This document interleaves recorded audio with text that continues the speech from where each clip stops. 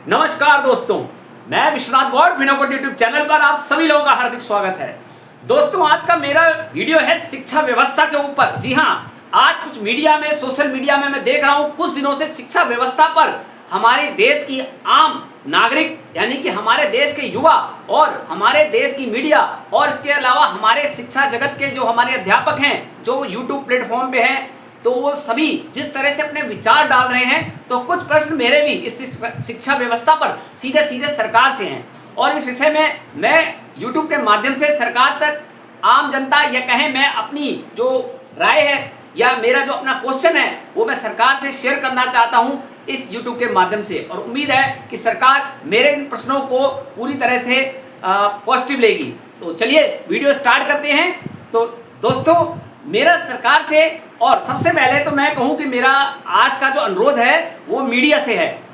Media यानी कि मैं यहाँ किसी एक पर्टिकुलर का आज नाम नहीं लूँगा, क्योंकि सोशल मीडिया पर ज़्यादातर बहुत लोगों के नाम से मैं देख रहा हूँ मीडिया में कटाक्ष हो रहे हैं। और मीडिया भी किसी न किसी तरह से आम टीचरों या आम जनता को सीधा टारगेट कर रहा है किसी न किसी रूप में। तो मैं सीधा आज यही मेरा सबसे पहला प्रश्न मीडिया से है। तो मैं मीडिया से सबसे पहले, मीडिया मतलब मेरा समाचार जितने भी हैं, इनमें ज़्यादातर कुछ समाचार ऐसे हैं जो उन समाचारों को दिखाते हैं जिसका आम जनता से दैनिक जीवन में कुछ भी लेना देना नहीं होता। दूर दूर तक उसका उनके पर्सनल या कहें कि उनका जीवन से रिलेटेड जो दैनिक दिनचर्या है, जिस पर महंगाई का, इन्फ्लेशन का असर है, या उनके आम जिंदगी जीने की जो कठिनाइयां हैं, उसके विषय में वो कोई भी बातें उस मीडिया में नहीं आती हैं। तो लोगों का जो इंटरेस्ट है वो मीडिया से धीरे धीरे हटकर यूट्यूब के जो चैनल पे लोग जो बोलते हैं, टीचर्स हैं, अध्यापक हैं, या जो और भी अच्छे स्पीकर हैं, मोटिवेशनल हैं, उन सभी की बातों को सुनने की तरफ उनका ध्यान गया है। और इसीलिए YouTube पर ऐसे लोगों ने आकर अपने चैनल क्रिएट करके अच्छा खासा एक लाभ भी कमाया है, जिसमें कोई दो राय नहीं है। अब क्योंकि कुछ समय पहले ये लाभ सीधा सीधा टीआरपी का YouTube मीडिया, बल्कि मैं सीधा कहूँ कि चैनल वालों को मिलता था। जो हमारे जितने भी चैनल हैं वो सभी इसके टीआरपी का लाभ लेते थे और अच्छी खासी उनकी इनकम जनरेट होती थी।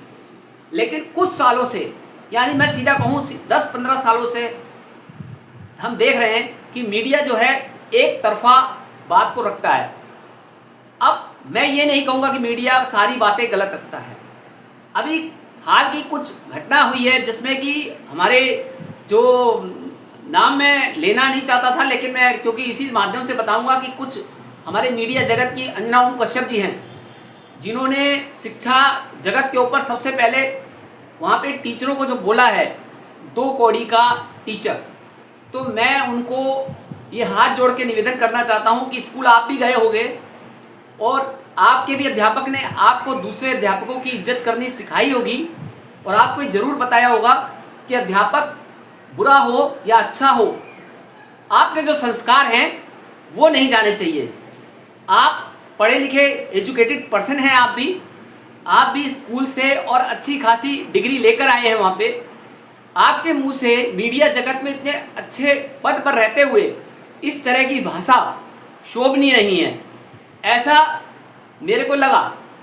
क्योंकि आप जिस जिम्मेदारी पद पर बैठे हैं मीडिया के, आपके मुंह से ऐसी बात शोभा नहीं देती।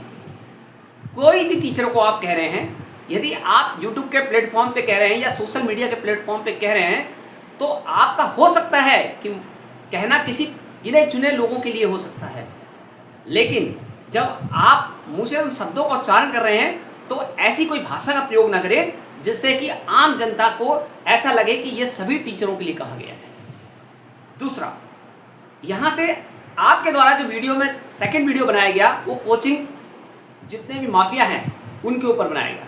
तो मैं आपको इस वीडियो के माध्यम से बता दूं कि आपका जो कोचिंग माफिया के विषय में जो ये वीडियो आया है, मुझे बहुत अफसोस है कि ये वीडियो बहुत लेट आया है। जी हाँ, यानी कि 12 साल जब से हमारी मोदी सरकार आई है, 12 साल बाद आज आपको ये ध्यान आया है कि कोई कोचिंग माफिया भी हैं। क्या इससे बीच पीरियड में आपको कभी ऐसी राय या आपको कभी ऐसे विचार नहीं आए थे कि मुझे इसके ऊपर वीडियो बनाना चाहिए? जब यहाँ पर सरकार आम जनता के प्रश्नों से घिरती नजर आ रही है, तो आप उनको सेफ जोन में ले जाने के लिए कि हाँ प्रश्नों का जवाब ना देना पड़े, और आप सीधा टीचरों को या स्टूडेंटों को कोई कटाक्ष करके उनको आपस में लगा के रखें ताकि वो लोग सरकार से प्रश्न ना पूछ पाएं, तो देखिए ये कुछ समय तक आप डाइवर्ट कर सकते हैं, क्योंकि सरकार ने भी जहाँ तक कोशिश की है 10-12 साल तक लोगों को कहीं ना कहीं जातिवाद में उलझा के रखा है, और कहीं ना कहीं शिक्षा व्यवस्था पर भी ना जनता ने ध्यान दिया है और ना सरकार ने ध्यान दिया। तो मैं यहाँ से केवल सरकार को जिम्मेदार नहीं ठहराऊंगा, कहीं ना कहीं हमारी आम जनता का भी बहुत कमी रही है कि शिक्षा के लिए जो टीचर हैं या जो हमारे स्टूडेंट हैं वो कभी रोड पर नहीं आए कि स्कूल अच्छे होने चाहिए, कॉलेज अच्छे होने चाहिए, इस विषय में कभी कोई आंदोलन नहीं हुआ है, जो बहुत एक शर्म की बात है। इसके साथ अब बात आती है कि जिस तरह की मैंने कहा मेरा आज का प्रश्न मीडिया से भी था। मैं बिल्कुल नहीं कहूँगा गोदी मीडिया, बहुत लोग आपको गोदी मीडिया कहते होंगे, बट मेरा ये मानना है कि आप मीडिया हैं तो मीडिया हैं, अब आप काम क्या कर रहे हैं वो आपके काम ही बता रहे हैं, पब्लिक के अंदर जो एक संदेश दे रहे हैं गोदी मीडिया। तो ये जो पब्लिक के अंदर एक संदेश गया है आम जनता के अंदर 10-12 सालों से, गोदी मीडिया नाम शब्द, आप इस कलंक को धोइए, ये मेरा आपसे विनम्र निवेदन है। और इस कलंक को धोने का एक मात्र रास्ता है कि आप अपनी पत्रकारिता बिल्कुल सच्चाई के साथ और इस तरह की करिए कि रात में जब आप अकेले में अपने आप को आईने में देखें तो आप ये कह सकें कि मेरे से आज कोई अच्छा कार्य हुआ है। आप जनता के प्रश्नों को सरकार से पूछिए। आपने कोचिंग माफिया के विषय में जो क्वेश्चन किया है कि कुछ कोचिंग माफिया हैं, या आपने तो सीधा, मैं तो सीधा कहूँ कि आपने सीधा कोचिंग माफिया के ऊपर जो एक अटैक किया है, एक तो वो बहुत लेट किया है, ये काम पहले नेपाल में हो चुका है हाल के कुछ दिनों पहले। अब आपके मन में वो प्रश्न आया है कि मुझे पूछना चाहिए, अच्छी बात है, देर आए दुरुस्त आए, आपने पूछा। मैं आपकी बात से बिल्कुल सहमत हूँ कि कोचिंग माफिया ऐसे हैं, बहुत से हमारे देश में कोचिंग सेंटर ऐसे चल रहे हैं जो स्कूलों के अंदर जो क्वेश्चंस 10वीं-12वीं लेवल पे यानी कि 11वीं-12वीं लेवल पे जो होते हैं जी नीट से रिलेटेड, वो नहीं कराए जाते। यानी कि स्कूल व्यवस्था भी कहीं ना कहीं पूरी तरह से लचर है, और उन्हीं स्कूलों में से निकले हुए अध्यापक या उन्हीं स्कूलों के कुछ कोचिंग सेंटर अलग से पढ़ाई कराते हैं, जी नीट एग्जाम के एंट्रेंस की तैयारी कराते हैं, और वहाँ पे एक मोटा पैसा बच्चों से वसूल करते हैं।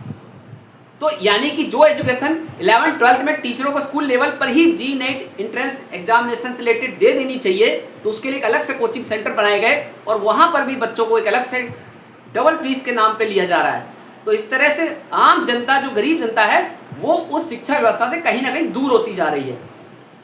अब बात करते हैं, आपका क्वेश्चन तो सही था, लेकिन पूछने का आपका वे ऑफ टॉकिंग वो आम जनता में नेगेटिव गया है। दूसरा, आपका टाइमिंग बहुत गलत था। आपको ये शिक्षा व्यवस्था पे क्वेश्चन आज से 10 साल पहले पूछना चाहिए था, जब ये सरकार के आप गुण गा रहे थे।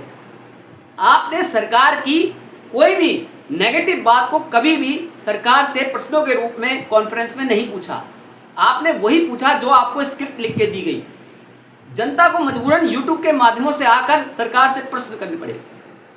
आज जब हमारे देश की जनता पूरी तरह से सरकार के द्वार पे खड़ी है और उसमें से यंग युवा जब अपना पेपर लीक होते देख रहे हैं और वो सरकार से प्रश्न पूछ रहे हैं कि हमारे लिए रोजगार कहाँ है, हमारी शिक्षा व्यवस्था ऐसी है कि अब नीट का पेपर लेने के लिए एयरफोर्स का इस्तेमाल किया जाएगा, यानी कि एयरफोर्स के हवाई जहाज के द्वारा पेपर लाए जाएंगे। क्या हमारे मोदी सरकार को अपने देश के जो ज़्यादातर राज्यों में उन्हीं की सरकार है, तो क्या उन्हें अब अपने मंत्रियों, अपने व्यवस्था जो उनका सिस्टम है 10-12 साल से जो बनाया गया है राज्यों में, तो क्या वो सब पर उनको विश्वास नहीं रहा है? क्या उन्हें अपने जितने भी उनका मंत्रिमंडल है और जितना भी उनकी जहाँ जहाँ सरकार राज्यों में, क्या उन पर उनको विश्वास नहीं रहा है कि वो ढंग से परीक्षा करा सकें? उनको इसी कारण से एरोप्लेन का इस्तेमाल करना पड़ा, वो भी एयरफोर्स के। देखिए, बुराई कुछ नहीं है, लेकिन ये मैसेज दूसरे देशों में बहुत नेगेटिव जाता है और आम जनता में भी ये जाता है कि शायद सरकार का यहाँ पर अपने ही मंत्रिमंडल पर और अपने ही राज्यों की सरकारों पर विश्वास नहीं रहा है, क्योंकि उन्हें फिर रस्ते से ना भेजकर हवाई जहाज के थ्रू, वो भी एयरफोर्स के माध्यम से नीट का पेपर लेना पड़ रहा है। अब यहाँ पे बात आती है अन्ना कौशप जी, मेरा आपसे भी एक क्वेश्चन है कि जब आप कोचिंग माफिया पे वीडियो बना रहे थे, मैंने आपका वीडियो क्लिप देखा, तो मैं आपसे कहना चाहता हूँ कि आप बजाय टीचरों को वो कटाक्ष करने के, आप उन कोचिंग माफियाओं के ऊपर कटाक्ष कीजिए, जो कि बहुत बड़े बड़े पॉलिटिशियन भी हैं इसके अंदर इन्वॉल्व। जी हाँ, ये स्कूल जो प्राइवेट स्कूल चल रहे हैं और ये जो कोचिंग सेंटर चल रहे हैं, अगर आपको कुछ भी इसमें स्कैम दिखाई देता है तो आप इस वीडियो के ऊपर सरकार से प्रश्न कीजिए कि इसके ऊपर आपने अभी तक एक्शन इन 10-12 सालों में क्यों नहीं लिया। यदि आपके मंत्रिमंडल का भी, यानी कि सरकार के मंत्रिमंडल का भी, यदि कोई व्यक्ति कोचिंग सेंटर चला रहा है, बड़े बड़े कोचिंग सेंटर हैं ऐसे, मैं नाम नहीं लेना चाहता, तो आपने जो कहा वो अधूरा सच था। आपको पूरा सच एक्सप्लेन करना चाहिए था कि उसके अंदर जो ओनर है, उसके जिनको बेनिफिशियरी ट्रांसफर हो रहा है, यानी कि उनको बेनिफिट ट्रांसफर हो रहा है कहीं ना कहीं डायरेक्ट रूप से, तो क्या आप उनको पकड़वाने के लिए सरकार से अनुरोध करेंगे? क्या सरकार से आप कुछ ऐसे प्रश्न करेंगे कि ऐसे कोचिंग माफिया क्यों चल रहे हैं, सरकार उनको बंद क्यों नहीं करती? क्या इस विषय में आप में हिम्मत है आप सरकार से प्रश्न पूछ सकें? क्यों जनता को सरकार के पास आना पड़ रहा है यूट्यूब के माध्यम से प्रश्न पूछने के लिए, और आप उनको रोक रहे हैं? आप सीधा टीचरों से या कोचिंग में जो पढ़ाने वाले टीचर हैं उनसे आप सीधा फाइट कर रहे हैं। देखिए, आपस में अगर आप भी देखिए, आप भी आम जनता का एक भाग हैं। मैं मीडिया को भी मानता हूँ, वो भी हमारे में से ही ऐसे लोग हैं जो अच्छी खासी पढ़ाई करके मीडिया में एक अच्छे पद पे आसीन हैं। उनका एक फर्ज है कि जनता की बात को भी सरकार तक पहुँचाएं। हर शिकायत जनता से ना करें।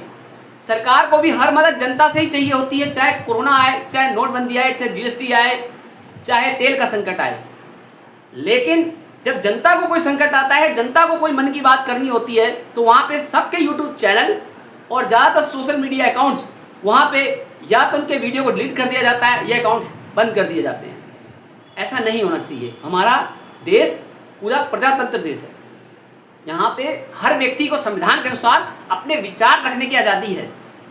तो सरकार भी थोड़ा सा अपने बच्चों की, यानी अपने प्रजा की बातों को सुने और बजाय उस पर गुस्सा होने के उसको समझे और उसका समाधान ढूंढे। आज की जो युवा पीढ़ी है, कहीं ना कहीं बेरोजगारी से और यहाँ पे हम सीधा कहें महंगाई से भी, इसके साथ साथ शिक्षा पर भी उनका विश्वास डामाडोल हो रहा है। और मैं आज एक एग्जाम्पल के थ्रू सरकार तक अपनी बात पहुँचाना चाह रहा हूँ। ये जो ईरान और अमेरिका का युद्ध आज 94-95 दिन से चल रहा है, इसमें सुलह ना होने की एक सबसे बड़ी वजह है विश्वास। जी हाँ, क्योंकि दोनों देशों को यहाँ पर अब एक दूसरे पर विश्वास नहीं रहा है। और सेम यही कंडीशन अब हमारे देश में होने जा रही है। आम जनता का सरकार से इन 12 सालों में विश्वास बढ़ा नहीं है, खत्म हो रहा है, यानी ग्राफ नीचे की तरफ जा रहा है। और ये बात कहीं ना कहीं सरकार को भी एहसास है। तो यहाँ पे अब मीडिया का फर्ज बनता है कि जनता के जितने भी उनके मुद्दे हैं, चाहे युवा पीढ़ी के मुद्दे हैं, बेरोजगारी से, शिक्षा व्यवस्था से संबंधित, या यहाँ पे जितने मुद्दे किसानों के, या जितने मुद्दे हैं आम नागरिक की महंगाई के, वो सारी बातें सरकार तक रखे और जनता के जो रोज दिनचर्या के जो उनके प्रॉब्लम्स आ रही है उन्हें अपनी लाइफ जीने में, उससे सरकार को अवगत कराए। ना कि हर वक्त अपने सोशल मीडिया का इस्तेमाल करते हुए और सरकार का ही पक्ष जनता के सामने रखे और सीधा सीधा जनता को कटघरे में रखे। मैं कुछ टाइम से देख रहा हूँ कि हर एक व्यक्ति, चाहे वो न्याय व्यवस्था का हो, चाहे वो हमारी सरकार हो, चाहे वो सरकार का कोई मंत्री हो, और चाहे वो मीडिया हो, सीधा टारगेट उनका जनता है। जी हाँ, यानी कि जैसे हमारे न्याय व्यवस्था में हमारे जज साहब का कहना कि कॉकरोच वो लोग हैं जो कि फर्जी डिग्री लेकर अदालतों में या मीडिया में आ जाते हैं। कहना उनका भी गलत नहीं है। मैं बिल्कुल ये कहना चाहता हूं कि उन्होंने भी कोई बात उसमें गलत कही नहीं है, इस बात से मैं बिल्कुल सहमत हूं। लेकिन उनका उस पद पर रह के वो शब्दों का प्रयोग करना कॉकरोच जैसे, वो शोभनीय नहीं है। तो इतने बड़े पद पे रह के जब एक सुप्रीम कोर्ट का मुख्य न्यायाधीश जब इस तरह की बातें करता है, तो युवा पीढ़ी के अंदर एक मैसेज जाता है कि इतने बड़े पद पे बैठा हुआ व्यक्ति अगर ऐसे शब्द का प्रयोग कर रहा है तो कहीं ना कहीं गरिमा यहाँ पे इसकी साख पे बट्टा लगता है। सेम हमारे सरकार के प्रधानमंत्री मोदी जी जब दूसरे देश में गए और वहाँ से वो मेलेडी ट्रॉफी दिखा रहे हैं मेलोनी के साथ, तो क्या मैसेज जा रहा है जनता को? जनता क्या सोच रही है? कि वहाँ पे बैठे हमारे सरकार के जो मुखिया हैं वो हमें ठेंगा दिखा रहे हैं युवा पीढ़ी को कि लो मैंने तो आपको ठग लिया, आप मुझे ठग के दिखाओ, मतलब आप सब बेवकूफ़ हो। मैसेज यही जा रहा था ना कि जनता दुखी है। आप वहाँ मेलोडी दिखा रहे हो। एक फादर के समान होता है सरकार में चुना हुआ जो व्यक्ति है, वो उसके लिए जो देश की जनता होती है, एक प्रजा होती है।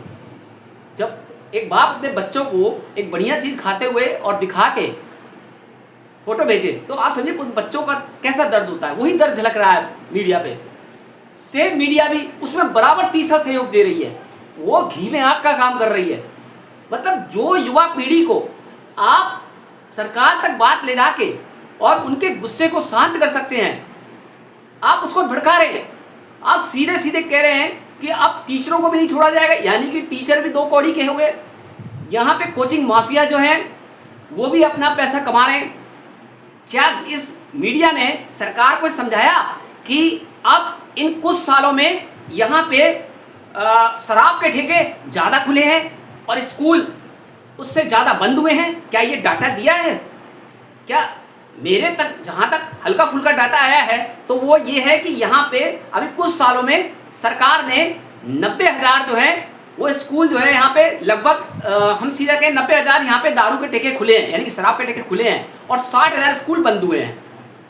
तो अब इस तरह का जो लमसम आंकड़ा है तो कहीं ना कहीं ये बताता है कि हमारे देश में नशा काफ़ी बड़ा है, नशे जगत का व्यापार बड़ा है और यहाँ पे शिक्षा व्यवस्था घटी है। तो क्या मीडिया ने अपना रोल निभाया इस विषय में? आम जनता के शिक्षा व्यवस्था पे सवाल सरकार से पूछे हैं? क्या महंगाई के ऊपर सरकार से कोई कॉन्फ्रेंस करके कुछ सवाल पूछे हैं? क्या मीडिया की है ऐसी हिम्मत? नहीं है। क्यों? क्योंकि मीडिया में कहीं ना कहीं जो ऑनरशिप में या कहीं रोल जो है वो बड़े लोगों का है, जिनका सीधा जो कांटेक्ट है वो सरकार तक से है, और वो इतनी हिम्मत नहीं जुटा पा रहे कि वो जनता की बात को सरकार से पूछ सके। देखिए, आप हो सकता है अपना रोज बैंक बैलेंस देख रहे हैं, यही चीज चड्डा जी ने भी देखी। राघव चड्डा जी की मैं बात कर रहा हूँ। जी हाँ, उन्होंने भी जनता की बात को रखते रखते वो उन्होंने देखा कि शायद इससे मेरा बैंक बैलेंस नहीं बढ़ता है, शायद मैं किसी की भावना को ठेस नहीं पहुंचा देता। उन्होंने जाके सीधा जो है जनता की बात से हट के उसी पार्टी में जाना बेहतर समझा जहां से क्वेश्चन जनता को उसके आंसर मिल नहीं रहे हैं। तो जो हमारी तरफ से हमने जिस पर विश्वास किया, नहीं, आम जनता इस वक्त सरकार के साथ कम्युनिकेशन नहीं बिठा पा रही है। जो भी बंदा बीच में आता है सरकार तक बात पहुंचाने वाला, वो सरकार तक बात पहुंचा ही नहीं पा रहा है, वो सरकार में शामिल हो जा रहा है। मैं किसी भी पार्टी से यहाँ पे आज बात नहीं कर रहा हूँ। हमारे देश में चाहे सरकार कांग्रेस की हो चाहे विपक्ष की हो, देखिए कांग्रेस ने काम अच्छे नहीं किए थे इसीलिए उसको जाना पड़ा, और बीजेपी से लोगों को आस थी कि ये सरकार शायद जनता की भावनाओं को समझेगी, शिक्षा व्यवस्था को मजबूत करेगी, लोगों को रोजगार के साधन उपलब्ध कराएगी। जनता ने आपसे कुछ इच्छाएं पाली थी और आपने कुछ वादे भी किए थे, लेकिन अब 12-14 सालों में जनता अपने आप को ठगा हुआ महसूस कर रही है, और आप जनता के गुस्से को बजाय आप उसको भड़काने के आप उसको समझने की कोशिश कीजिए, जिससे कि हो सकता है कि समय रहते इन सभी चीज़ों का मैं कहूँगा निवारण हो सकता है। अगर सरकार चाहे तो सब कुछ हो सकता है। अगर YouTube के माध्यम से सरकार को बहुत से लोगों का वीडियो देख के जनता का यदि जैसे सीजेपी पार्टी कॉकरोच जनता पार्टी जैसे गठित हो गई, बाहर से किसी व्यक्ति ने आके और कोई पार्टी बना ली और वो पार्टी में हमारे देश के इतने लोग उसमें जुड़ गए, तो सरकार को यहाँ से एक सिग्नल मिल जाना चाहिए कि जनता में कहीं ना कहीं सरकार के प्रति रोष है। आप कितने लोगों को गुस्सा दबाएंगे? कहीं ना कहीं जनता के अंदर क्वेश्चन तो सरकार से है ना। ये मीडिया विफल रही है सरकार को बताने में जनता के दुखों को, और जो सरकार का मंत्रिमंडल भी है वो भी कहीं ना कहीं सरकार को कई चीज़ों से लोगों के आम जिंदगी के परेशानियों से अवगत कराने में असफल रहा है। यही कारण है कि जहाँ जहाँ भी सरकार की स्टेट में गवर्नमेंट है, वहाँ के जो मंत्रिमंडल हैं वो सरकार से बहुत कुछ यहाँ पे क्लैरिटी नहीं दे पा रहे हैं कि जनता आखिर चाहती क्या है। इसी कारण से जो भारत की सरकार है वो काफ़ी चिंतित नजर आ रही है, और होना भी चाहिए, क्योंकि मैं ये जानता हूँ कि सरकार को अब समय रहते हुए जनता के गुस्से को ध्यान में ना रख के जनता की जो क्वेश्चंस हैं उनको समझना चाहिए और कहीं ना कहीं उसके समाधान के लिए बढ़ना चाहिए। और समाधान इस तरीके से होना चाहिए कि कोई भी बड़े पद पे बैठा हुआ व्यक्ति अभद्र टिप्पणी या कोई भी ऐसा मतलब कोई ऐसा वीडियो ना डाले, ऐसा रील शॉट ना डाले जिससे आम जनता के ऊपर ये जाए कि शायद सरकार हमारी बातों को हल्के में ले रही है और वो हमें शायद ये बता रही है कि तुम सब कॉकरोच हो, बेवकूफ हो। यही मीडिया बीच में आग में घी का काम कर रही है, यानी कि वो ना तो जनता की बातों को सरकार तक क्लियर कर रही है और ना सरकार के अच्छे कामों को जनता तक पहुंचा पा रही है। इसीलिए उसका टीआरपी कम हो रहा है और लोग बाहर यूट्यूब पे जाकर दूसरे लोगों की बातों को सुनना ज़्यादा बेटर समझ रहे हैं। तो यहाँ मीडिया को भी चाहिए कि यहाँ पे अपने जो उसकी पत्रकारिता है उसमें थोड़ी सी ट्रांसपेरेंसी लाए, जनता की बातों को सरकार तक पहुँचाए ताकि जनता को भी लगे कि हाँ ये चैनल जो है हमारी बातों को समझता है। लेकिन अगर यहाँ पे हर कोई, मैं कह रहा हूं देश में हर कोई बड़े पद पर बैठा यदि अपना ही बैंक बैलेंस चेक करेगा और उसे जनता की मुद्दों से कोई लेना देना नहीं होगा तो यकीन मानिए वो दिन दूर नहीं है जब बहुत जल्दी जनता के गुस्से का सामना हर किसी को करना पड़ेगा।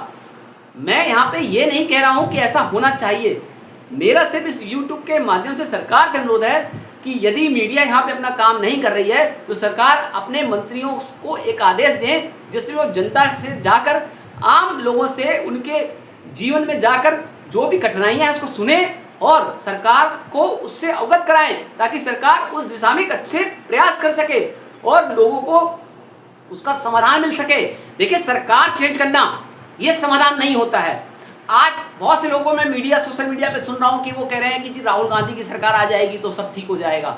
मैं आज देश के अपने युवा पीढ़ी और देश के नौजवानों से यही कहना चाहता हूं कि मेरा ये मानना है कि सरकार किसी की भी आ जाए, क्योंकि हमारा सिस्टम ही पूरी तरह से लचर और सीधा कहेंगे कि किसी काम का नहीं है। तो जब सिस्टम ही खराब है तो सरकार किसी की भी आ जाए, जब तक करप्शन समाप्त नहीं होगा देश से और जब तक सरकार की नीयत पूरी तरह से जनता के प्रति सही नहीं होगी तब तक सरकार किसी की भी आ जाए हर कोई अपना बैंक बैलेंस बढ़ाने ही आएगा, चाहे वो कांग्रेस की सरकार हो, चाहे वह बीजेपी की हो, चाहे किसी और की हो।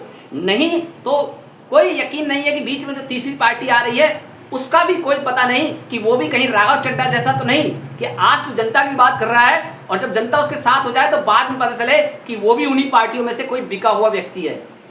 तो जनता की बात सरकार समय रहते समझे, ऐसा मेरा अनुरोध है। हमारे मन में जो कुछ प्रश्न थे कि शिक्षा व्यवस्था, रोजगार पे सरकार जनता के क्वेश्चनों को अगर ये सोशल मीडिया नहीं पहुंचा पा रही है तो सरकार से अनुरोध है कि कुछ वो अच्छे लोगों के विचार यूट्यूब से भी अगर वो देख के समझ सकती है तो उससे सरकार देखे और समझे कि जनता आखिर उनसे चाहती क्या है। और जनता के अब उम्मीद है कि जनता के अगर समस्याओं का निवारण ये सरकार कदम उठाएगी तो यही सरकार हमारे लिए सबसे अच्छी साबित भी हो सकती है।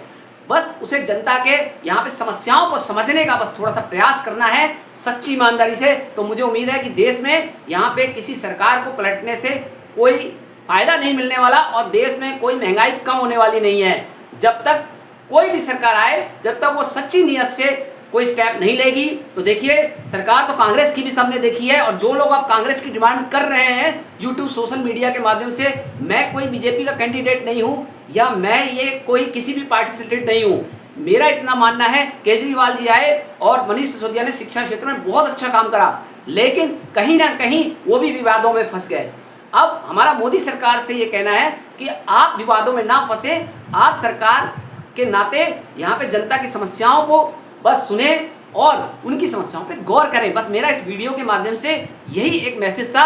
ये मीडिया सरकार को, जनता की बातों को सरकार तक पहुंचाने में फल रहा है। मीडिया को एक्चुअली कोचिंग माफियाओं पे क्वेश्चन उठाने से पहले सरकार से पूछना चाहिए था कि जितने भी मंत्रिमंडल के यदि किसी का कोई कोचिंग सेंटर है, जो कोचिंग सेंटर चला रहे हैं और वहां से वो अच्छा खासा पैसा कमा रहे हैं, तो उनके ऊपर लगाम कसनी चाहिए थी, ना कि टीचरों को डायरेक्ट मीडिया के माध्यम से हिट करना चाहिए था। इससे जनता से लड़वाने से आपस में कोई समाधान होने वाला नहीं है, बल्कि अच्छा खासा एक आंदोलन का रूप जरूर ये लेगा भविष्य में। तो उम्मीद है कि सरकार समय रहते इसको रोके और जनता की बातों को सुने। So thank you, have a nice day.